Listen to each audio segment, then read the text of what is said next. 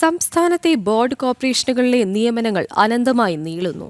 Chairman ഉൾപ്പെടെയുള്ള ഭരണസമിതിയുടെ നിയമനകാര്യത്തിൽ മറുപടി നൽകാതെ ഒളിച്ചുകളിക്കുകയാണ് മുഖ്യമന്ത്രി വി.ഡി. സതീശൻ. നിയമനങ്ങളെ സംബന്ധിച്ചുള്ള ചർച്ചകൾ ആരംഭിച്ചെന്നാണ് വിശദീകരണം.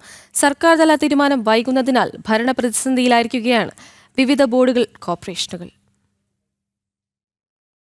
സർക്കാർ അധികാരത്തിലെത്തിയിട്ടും വൈകിച്ചേർന്ന UDF യോഗത്തിനു ശേഷവും സംസ്ഥാനത്തെ ബോർഡ് കോർപ്പറേഷനുകളുടെ നിയമനം സംബന്ധിച്ച കാര്യത്തിൽ തീരുമാനം അനന്തമായി വൈകുകയാണ്.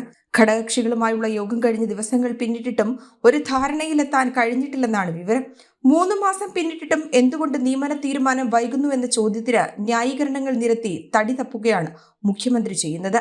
ചർച്ചകൾ ആരംഭിച്ചുവെന്ന വിശദീകരണമാണ് മുഖ്യമന്ത്രി നൽകിയത്.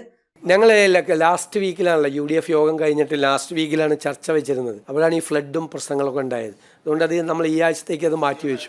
നമ്മൾ ചർച്ചകൾ തുടങ്ങി.